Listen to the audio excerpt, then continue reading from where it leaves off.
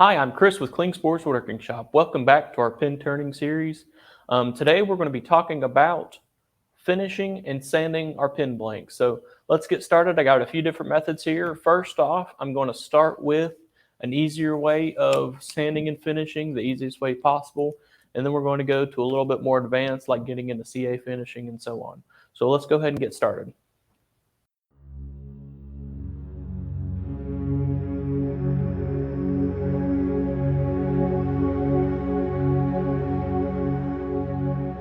So first things first, I got to sand these pin blanks. So let's talk about sandpaper. So this Kling Sports Gold Roll sample pack comes with 8 pieces of sandpaper ranging from 80 grit all the way through 400 grit. I have the 4 I'm going to use here today. We're going to start out at a 120 grit and work our way through 320. Let's go ahead and get started. Before we get started, let's go ahead and put on our safety glasses. And again, we're going to go back to our safety tip, which is slow down the variable speed on the lathe. Go ahead and turn the switch on for the lathe and slowly speed up the lathe to our working speed. I'm going to tighten down my tailstock just a smidge. And right now I'm spinning the lathe about 2,500 RPM. You can sand at whatever speed you would like. 2,500 just seems to be the good working speed for myself. So first things first, this is the strip I'm using.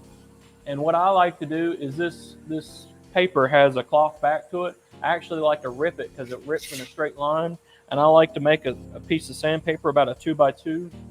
Normally I use our shop rolls, which are, normally it's a 2-inch by 10 meter, but right now I'm just using our sampler paper, which is a 2x12-inch. And I like to tear it in these little pieces to make it a whole lot more manageable. And I actually like to fold the paper in half like so. And since the lathe is spinning this way towards me and moving over top this way, I'm going to hold my hand and my sandpaper underneath so it's sanding as it goes back up and around. So let's go ahead and get started. I'm using 120 grit here. And I'm using 120 to kind of smooth out all of our cuts here. And I'm moving the sandpaper back and forth really quickly, as you can see there. Now that one feels good, so I'm going to go ahead and move to the next one. And in the last video, I mentioned that I left a little high up against the bushings. So with this coarser sandpaper, I'm going to get a little bit closer with that. And as we work through the grits, we can get finely tuned up to those bushings.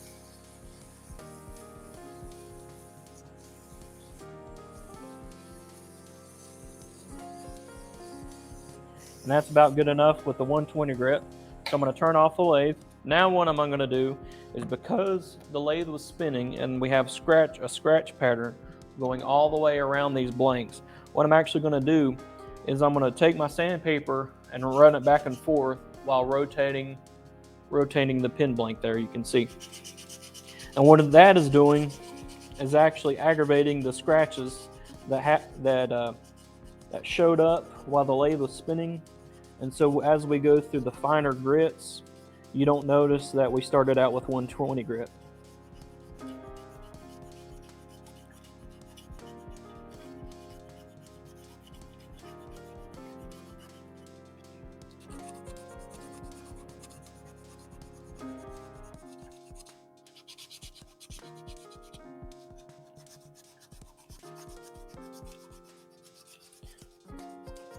Another thing I like to do is, if you're struggling to get some of the heavier scratches out, you can actually take your paper and take your hands, go on both sides of the pin blank, and kind of apply a little bit more pressure in that area, and then use your mandrel itself to kind of rotate the pin blank there.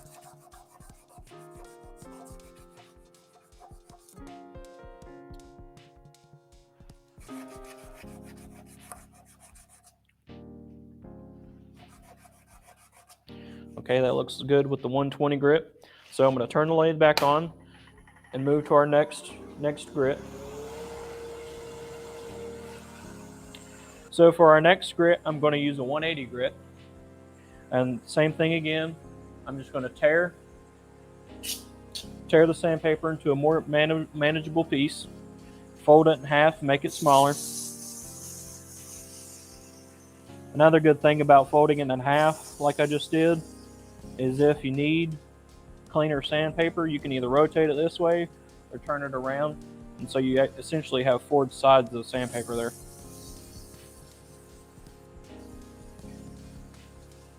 And that's good right there. I don't need much. And going back and forth again to aggravate those scratches we just made. Good.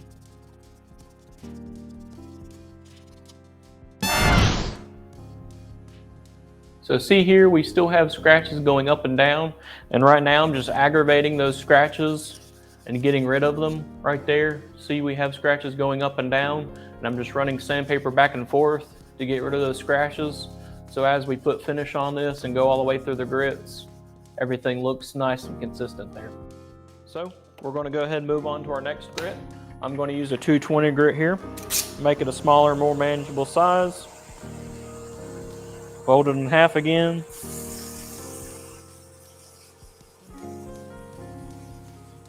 And that is enough on that side.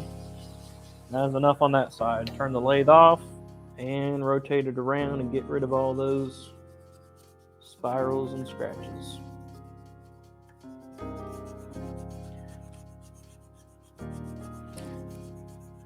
For wood blanks, you can kind of get away with not worrying about scratches too much, but when we get to the resin blanks here in a moment, you can really see, if you don't get out the scratches, you'll notice in your finer grits, and you'll have to go all the way through your grit range again. Okay, so I'm good on 320, and I'm going to turn the lathe on again and do 400.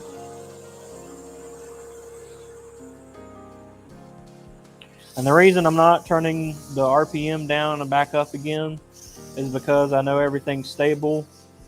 I like to normally do it when I first start up after a while, but because we've been spinning for a little bit, I know everything's stable and fine right now. That, and if we did this every time we change grit on sandpaper, it'd be ridiculous. So there's 400 grit. We're going to go one more 320 grit, my bad.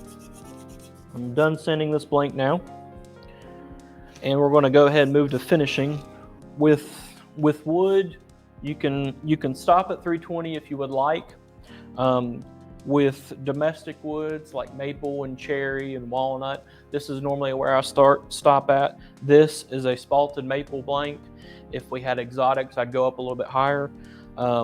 As well as with this finish I'm using, this is a triple E Ultra Shine, which is actually like a micro abrasive. So stopping at 320 grit right here, we're going to apply it, and it's actually going to go up through the grit range a little bit more, so we don't actually have to grab out sandpaper and do it ourselves. If you didn't have this and just had like a friction polish like I'm going to use for the main finish, then I would go 400 grit and then use the friction polish. But if I'm using this, 320 is just fine. For finishing, I'm going to use an old t-shirt. This is an old white cotton t-shirt. We at Klingspor sell a 5-pound box of white rags, which are essentially just a t-shirt material. They're normally pieces about this big. I like to take them and cut them in half. And so the triple E will look like this when you open it up. I like to take my rag, rub it around, and get some of that wax on there. And with this, you want to use the lathe off first and rub it on by hand and start working those abrasives and breaking them down. That's about good right there on that side. And when we turn on the lathe, these abrasives will break down even more. So right now we're just breaking them down by hand. And now we're going to go ahead and turn on the lathe. The reason I like to use a cotton rag is because if I was using a paper towel, like this, it actually is a little bit more coarser and aggressive. It's made for scrubbing. These are not, so it leaves a finer finish, and that's why I like to use them. These are a little bit more safer because if you have a catch, it'll actually tear in half. But with pin turning, I'm using it underhanded like so, and if it does catch, it'll just fly away from you that way.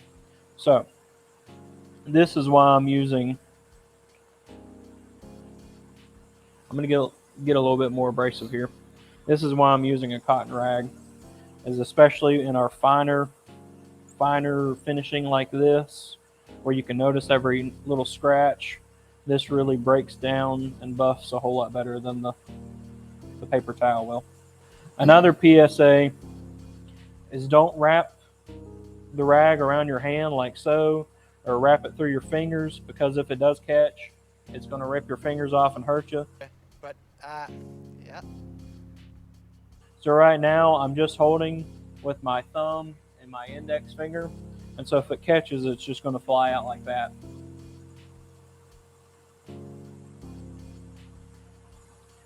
And so what I'm looking for here is a lathe to do all the work. And this is why I like friction polish finish with this triple E, is because I'm just running my hand back and forth and letting the lathe do everything else.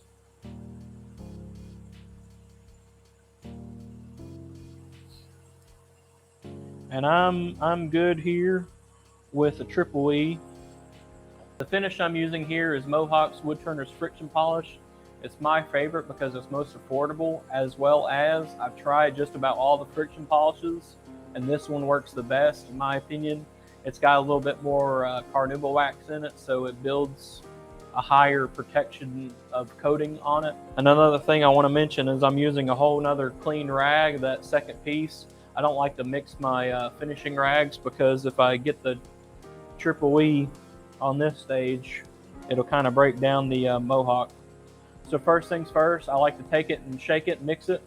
And the reason for that is because this will actually separate. So I'm just shaking it back and forth.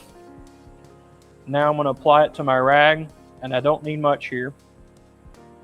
I'm about a nickel to a quarter size dollop on here, and slowly work see, I'm taking my cloth and working my way into it. So I'm slowly working with that edge of finish there, and slowly applying it on there. If I went straight at it, I'd have a bunch of finish fly in my face, and it's not too fun. So I'm slowly working my finish on there. And with this, the more you hold it and the hotter it gets, the better it's working. So this is a friction polish. What essentially that means is the friction is polishing. So the carnauba wax in it will actually melt into the wood and kind of stabilize on top here and give it a really durable coating. One of my very first pins I ever turned, I used friction polish on it, and my dad had it in his pocket for 7 years, and the finish was just as good as day one. So I can attest to how well and strong this holds up. I also like it because it doesn't yellow over time, and it doesn't look plasticky on top of the wood. And you can see what I'm talking about here in a minute when we do CA finishes. The CA finish will be stronger in the longer run, but it does look plasticky and kind of cheap. And I'm going to apply a little bit more here.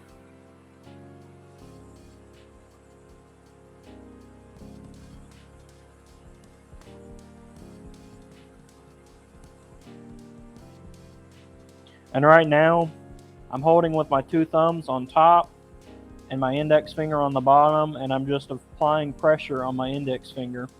And my thumbs are just resting on the paper towel here. The rag, my bad.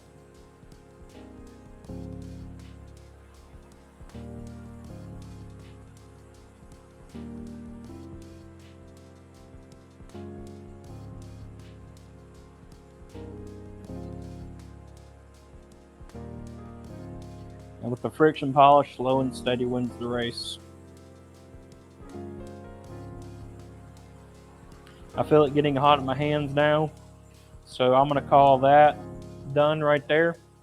And I'm going to turn off the lathe and make sure I give it about a minute before I touch the finish, so I don't take my finger and press on it and get my fingerprint stuck in that hot wax at the moment. But right now you can see how shiny that friction polish did. And the only thing we did was sand a 320 grit and put the ultra shine on there and then the friction polish. And you can see I got a gloss finish. It's just about as glossy as this arbor here, which is nice.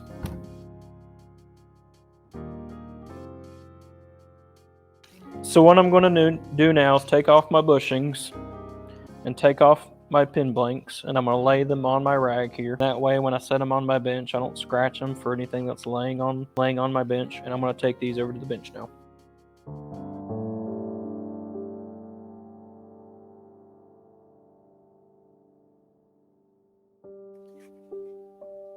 I feel like that one was not smooth. Should I redo it?